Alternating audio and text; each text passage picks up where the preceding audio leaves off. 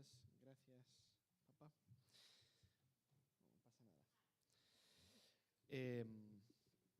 Bueno, no estoy seguro en esta mañana si yo hiciera la pregunta de cuál es el atributo de Dios más grande o más supremo, si todos daríamos una misma respuesta.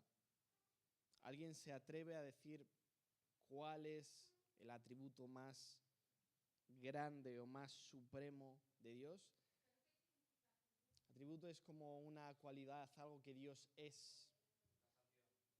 Santidad, dicen por ahí. Amor. Soberanía. Manso. Bueno, ya nos hemos dado cuenta que no hay una única respuesta, ¿no? De hecho, perdonadme porque es una pregunta trampa. Cuando la Iglesia habla a veces del amor a Dios, a veces, o en una conversación, muchas veces uno es presto a decir, ya, pero Dios no es solo amor, Dios también está airado con el pecado. O cuando se habla de la justicia de Dios, otros dicen, un momento, pero también Dios es misericordioso, ¿no? Es como si nosotros constantemente pusiéramos a Dios en una tensión consigo mismo, ¿no? Cuando hablamos de quién es Dios. Eso, es justicia, no, pero también es misericordia, ¿no? Es amor, no, pero también está enfadado con el pecado, ¿no? A veces cuando un sermón habla del amor de Dios, yo he escuchado muchas veces de parte de cristianos como, ay, qué mensaje tan pomposo, ¿no? Como qué empalagoso, Dios amor, ¿no? Dios también juzga el pecado, ¿no? O a veces cuando ha habido un sermón que se habla de un Dios santo que confronta el pecado, lo juzga, a veces nos puede incomodar tanto que alguno habrá dicho, y lo he escuchado, madre mía, este predicador en lugar de animar viene a darnos con todo. Y la realidad es porque a veces ponemos en tensión a Dios consigo mismo y con quién es Él.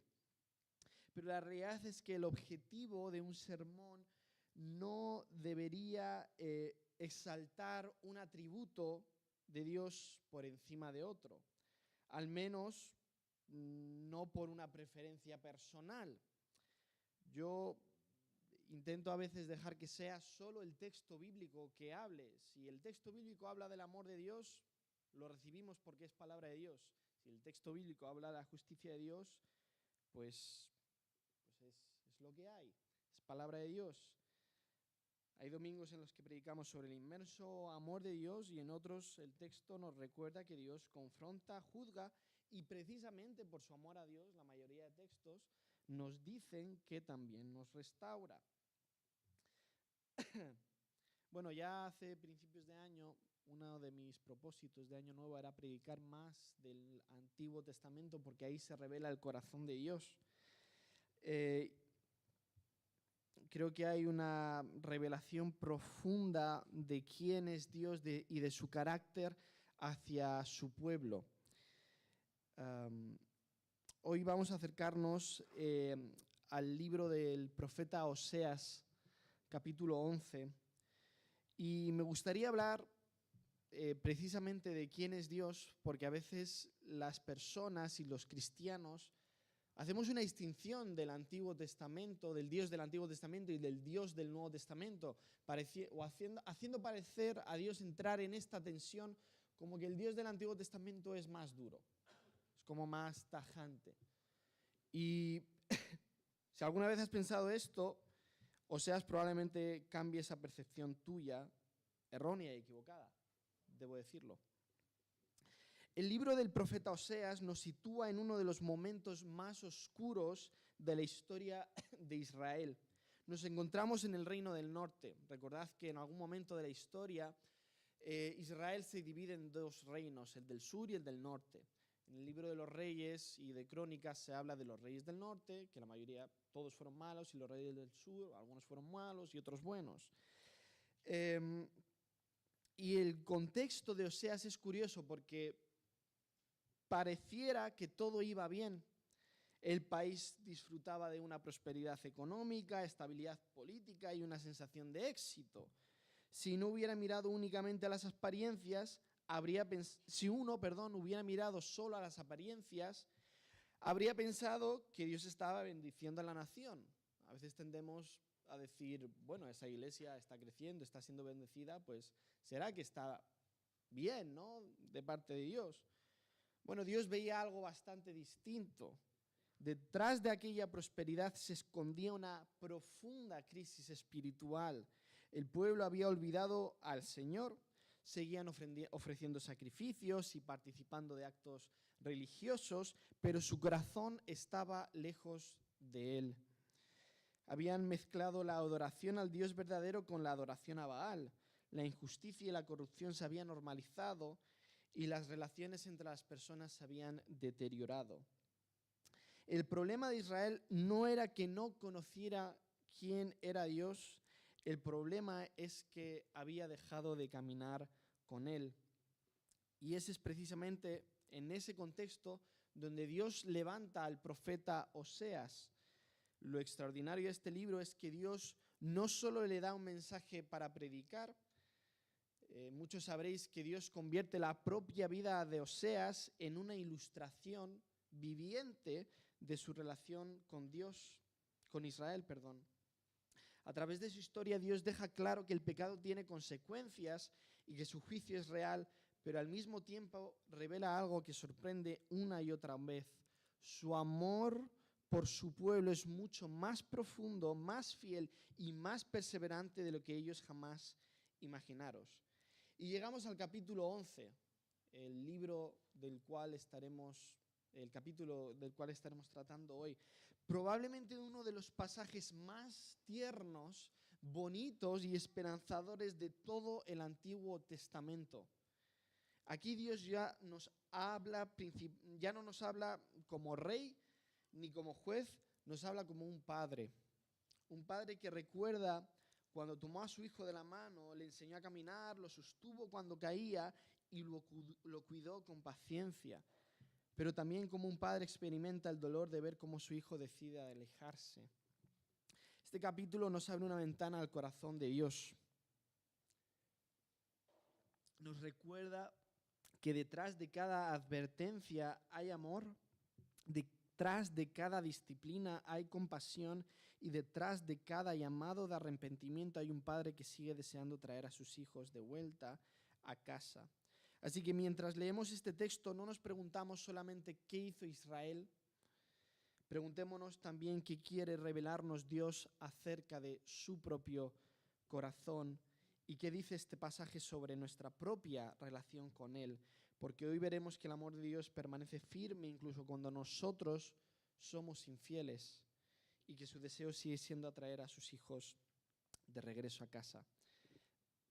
Dice la palabra de Dios en el libro del profeta Oseas, capítulo 11, yo estoy leyendo la Nueva Versión Internacional. Dice así: desde que Israel era niño, yo lo amé. De Egipto llamé a mi hijo, pero cuando más lo llamaba, más se alejaba de mí. Sacrificaban a los Baales y quemaban incienso a los ídolos. Fui yo quien enseñó a caminar a Efraín, tomándolo de los brazos, pero él no quiso reconocer que era yo quien lo sanaba. Lo atraje con cuerdas de ternura, lo atraje con lazos de amor. Le quité la cerviz, el yugo, y con cariño me acerqué para alimentarlo. No volverá a tierra de Egipto, y Asiria reinará sobre ellos, porque no quisieron volverse a mí. En sus ciudades se blandirán espadas que destrozarán los barrotes de sus puertas y acabarán con sus planes. Mi pueblo está decidido a rebelarse contra mí. Aunque me invocan como el Altísimo, no los exaltaré. ¿Cómo podría yo entregarte, Efraín? ¿Cómo podría abandonarte, Israel? ¿Cómo puedo entregarte como a Azma? ¿Cómo puedo hacer contigo como con Cebollín? Dentro de mí el corazón me da vuelcos y se me conmueven las entrañas. Pero no daré rienda suelta a mi ira. No volveré a destruir a Efraín. porque yo soy Dios y no hombre. El santo está entre ustedes y no iré contra sus ciudades. El Señor rugirá como león y ellos lo seguirán. Cuando Él lance su rugido, sus hijos vendrán temblando de occidente, vendrán desde Egipto temblando como aves, vendrán desde Asiria temblando como palomas, y yo los estableceré en sus casas, afirma el Señor. Amén. Antes de entrar a desgranar, como suelo hacer el pasaje, me gustaría hacer como cuando entras al salón de tu casa y te encuentras a alguien viendo una película y ya va por la mitad. Seguramente le preguntas, oye, ¿qué ha pasado antes? Para enterarme de qué está pasando ahora. Pero resulta que no vas a ver la peli tampoco, te vas y luego le preguntas a esa misma persona, oye, ¿qué ha pasado? ¿Cómo terminó la película? ¿No? Pues vamos a hacer un poquito eso con Oseas. Vamos a explicar qué ha pasado antes y luego, después de comentar, vamos a ver cómo acaba la película de Israel, según Oseas. En los capítulos anteriores, Dios viene denunciando la infidelidad de Israel. En Oseas 9, el Señor muestra cómo su pueblo ha puesto su confianza en otros dioses y en las naciones vecinas, especialmente en Asiria y Egipto, en lugar de confiar en Dios. Como consecuencia, Dios anuncia que el exilio está cada vez más cerca. Incluso recuerda que Israel rechazó una y otra vez a los profetas que Dios les envió para llamarlos al arrepentimiento. Luego en Oseas 10 la imagen cambia. Israel es comparado con una vid frondosa que produce mucho fruto, pero ese fruto no se utiliza para honrar a Dios, sino para alimentar su propia idolatría. Cuanto más prosperaba la nación, más altares levantaba a los falsos dioses. Sin embargo, aún en medio de toda esa denuncia del capítulo anterior y del 10, Dios extiende una invitación llena de esperanza. Dice, siembren para ustedes justicia. Oseas 10, versículo 12. Siembren para ustedes justicia, cosechen el fruto del amor inagotable. Abran surcos en terrenos no labrados. Ya es tiempo de buscar al Señor hasta que Él venga y les envíe lluvias de justicia. Es un llamado precioso. Dios todavía estaba invitando a su pueblo a volver. Pero ¿qué pasa? En Oseas 10:13, nos dice que Israel no responde como esperaríamos. Dice, pero ustedes sembraron maldad, cosecharon injusticia y comieron el fruto de la mentira. Y es precisamente en ese punto donde comienza el capítulo 11. Lo que sorprende es que después de tantos capítulos de denuncia, uno esperaría encontrar únicamente palabras de juicio, pero creo que no es lo que acabamos de leer. En lugar de eso, Dios abre su corazón y habla como un padre que recuerda con ternura a un hijo al que nunca ha dejado de amar. Y eso es lo que hace a este capítulo tan extraordinario.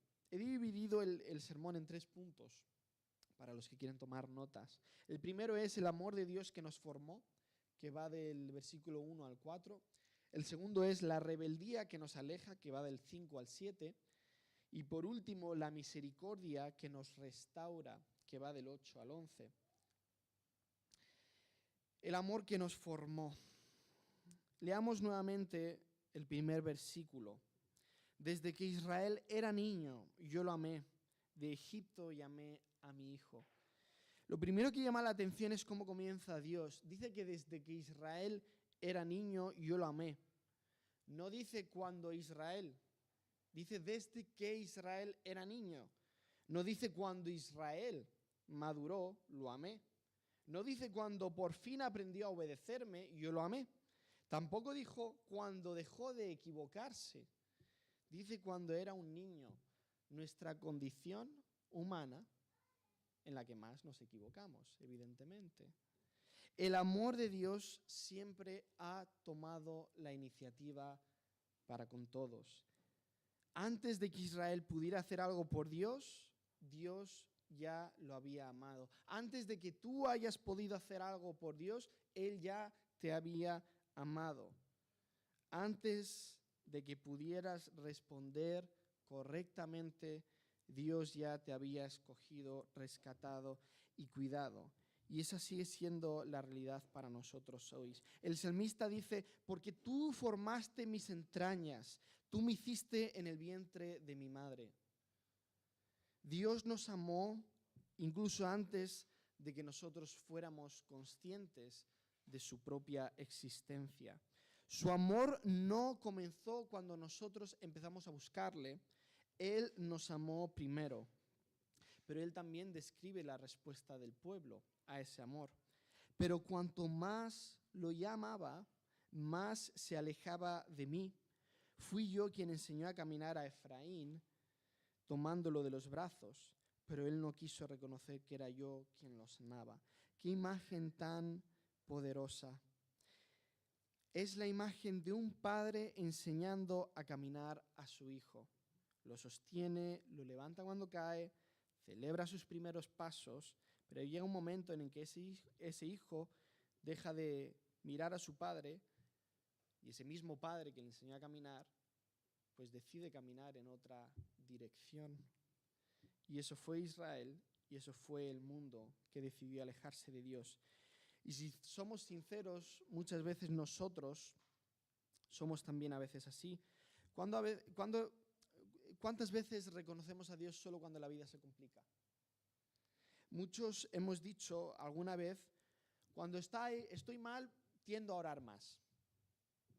Cuando estoy pasando una prueba es cuando suelo buscar más a Dios.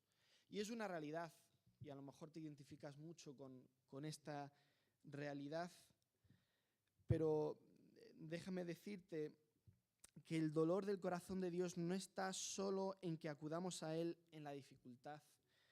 El dolor está en que cuando todo va bien, olvidamos quién nos sostuvo para llegar hasta allí. Es lo que dice el versículo, pero Él no quiso reconocer que era yo quien lo sanaba. Pensamos que fue nuestro esfuerzo, nuestra inteligencia, nuestra capacidad, y dejamos de reconocer que era Dios quien nos estaba sosteniendo, sanando y guiando en todo tiempo.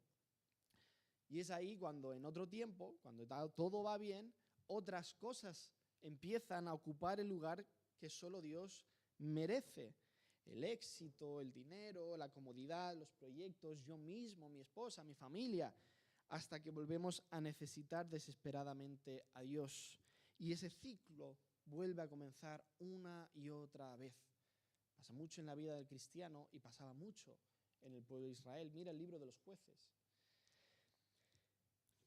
No porque Dios quiera mantenernos en ese círculo, sino porque muchas veces seguimos respondiendo con la inmadurez de un niño que todavía no reconoce el amor de su padre.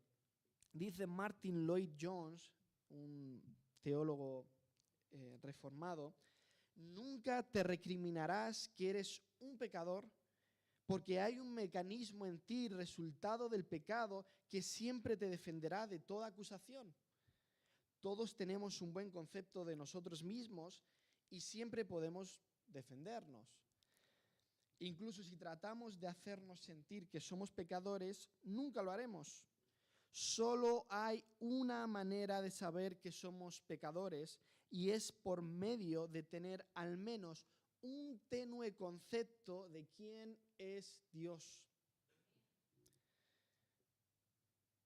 Y el versículo 4, curiosamente, nos termina recordando quién es Dios. Lo atraje con cuerdas de ternura, con lazos de amor. Le quité la cerviz, el yugo, y me incliné para darle de comer. Mientras Israel se alejaba, Dios se iba acercando más. Mientras el hijo olvidaba al padre, el padre seguía cuidando a su hijo. Y esa es la infinita paciencia de Dios. Mientras Israel se alejaba, Dios permanecía fiel a su amor. Una paciencia que no ignora el pecado, pero tampoco deja de amar. una paciencia que una y otra vez nos sostiene, nos alimenta y nos da lo que necesitamos para levantarnos. ¿Qué aprendemos de estos primeros versículos?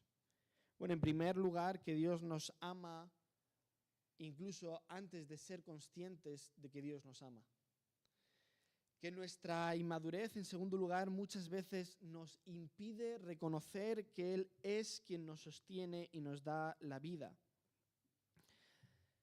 Y en tercer lugar, que Dios permanece paciente ante nuestra inmadurez, que nos sigue llamando, nos sigue alimentando y atrayendo con lazos de amor.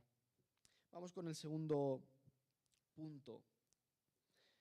La rebeldía que nos aleja. El versículo 5 dice: no volverá a tierra de Egipto, y Asiria reinará sobre ellos, porque no quisieron volverse a mí. Aquí el tono del capítulo cambia. Después de recordar el amor de Dios con el que crió a su pueblo, Dios ahora muestra las consecuencias de una rebeldía persistente. El versículo 5 dice: no quisieron volverse a mí. ¿Y sabéis que eso es la mayor tragedia? No es el pecado en sí mismo. La mayor tragedia es que no queremos volvernos a Dios aún en nuestro pecado. No es que Dios no hubiera llamado, es que Israel decidió no responder. El texto menciona a Egipto y a Asiria. Egipto representa el pasado de la esclavitud del que Dios había rescatado en el libro de Éxodo. Allí Israel era un pueblo esclavo. Dios los liberó, los hizo su pueblo y les dio una nueva identidad. Ahora Dios dice que no volverán literalmente a Egipto, pero sí volverán a experimentar la condición de esclavos, esta vez bajo el dominio de Asiria. Y la imagen es muy fuerte. Cada vez que nos alejamos de Dios, terminamos sirviendo a algo más. Nadie vive sin un Señor. Si no vivimos bajo el señorío de Dios, acabaremos sirviendo a otra cosa. Y eventualmente acabaremos siendo esclavos de ese Señor. Seremos esclavos del pecado, del miedo, del orgullo, del éxito, de nuestras pasiones o de nuestras propias decisiones.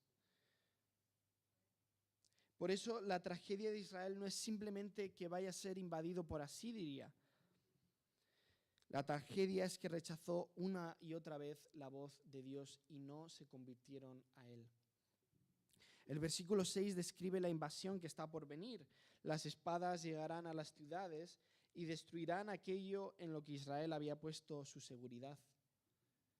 En esas naciones con las cuales se relacionaba, como habíamos visto en Oseas 9 y 10. Y el versículo 7 resume el diagnóstico de Dios. Mi pueblo está decidido a rebelarse contra mí. Aunque me invocan como el Altísimo, no los exaltaré. Es una frase bastante dura. Israel seguía pronunciando el nombre de Dios.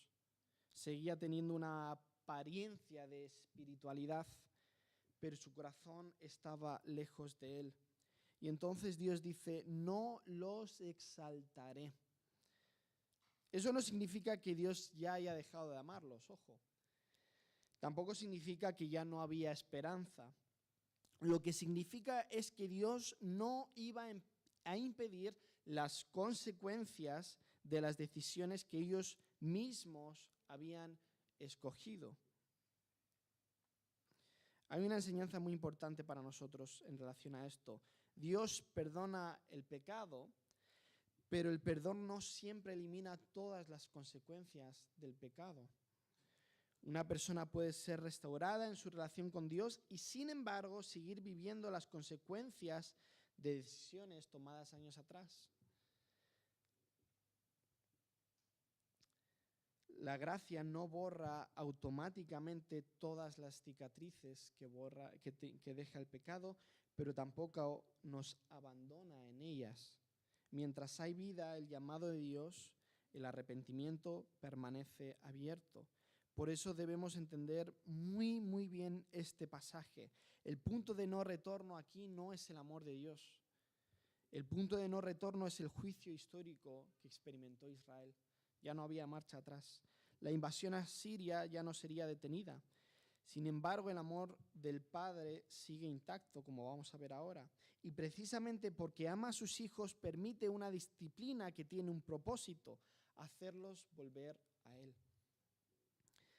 A veces confundimos la disciplina con rechazo, pero en la Biblia muchas veces la disciplina es precisamente una evidencia del amor de Dios para con nosotros. El Padre disciplina porque no ha renunciado a sus hijos. Y vamos con el último punto, la misericordia que nos restaura. Llegamos al punto culminante del pasaje. Después de anunciar el juicio, esperaríamos, como en otros libros del Antiguo Testamento, que Dios simplemente ejecutara su sentencia. Pero ocurre algo sorprendente. Escuchemos de nuevamente estas palabras. ¿Cómo podría yo entregarte, Efraín? ¿Cómo podría abandonarte, Israel? Dentro de mí el corazón me da vuelcos y se me conmueven las entrañas. Esta es una de las imágenes más conmovedoras de toda la Escritura. Por supuesto, Dios no tiene literalmente corazón y entrañas, pero está usando un lenguaje humano para ayudarnos a comprender algo sobre el corazón de Dios y cómo Él se siente. Y el mensaje creo que es bastante claro. Oseas quiere que veamos un Dios cuya primera reacción ante su pueblo no es el placer de destruirlo, sino la compasión. Por eso continúa diciendo: no daré rienda suelta a mi ira, porque yo soy Dios y no hombre. Muchas veces hemos pensado que Dios actúa como actuaríamos nosotros, que cuando alguien nos hiere repetidamente llega un momento en que deja de amarnos. Pero Dios dice precisamente lo contrario: yo soy Dios y no hombre. Es decir, mi amor no se agota como el vuestro. Mi misericordia no depende de mis cambios de humor como vosotros.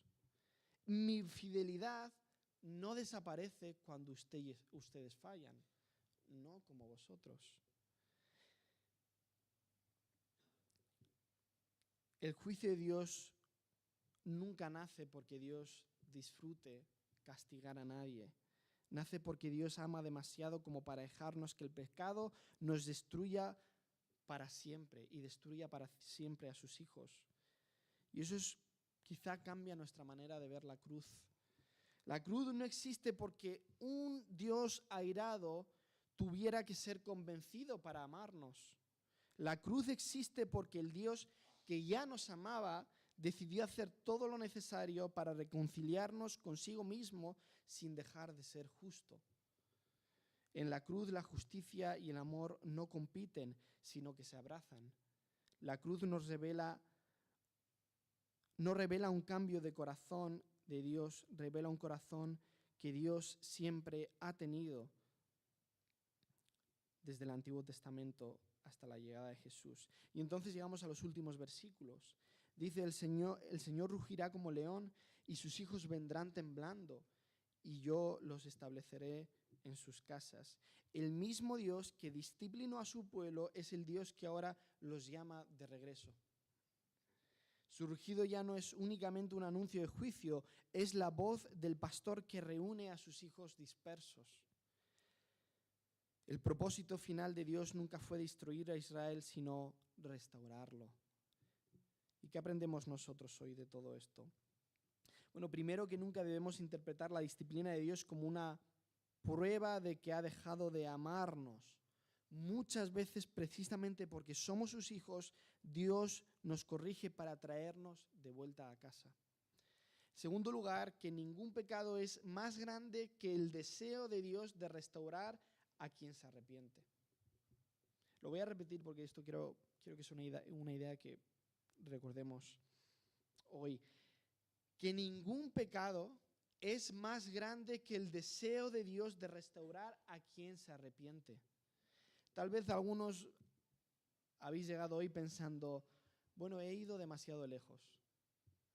He llegado ya demasiado lejos en mi vida. Oseas responde con un rotundo no. Mientras haya vida, la voz del Padre sigue amando a sus hijos.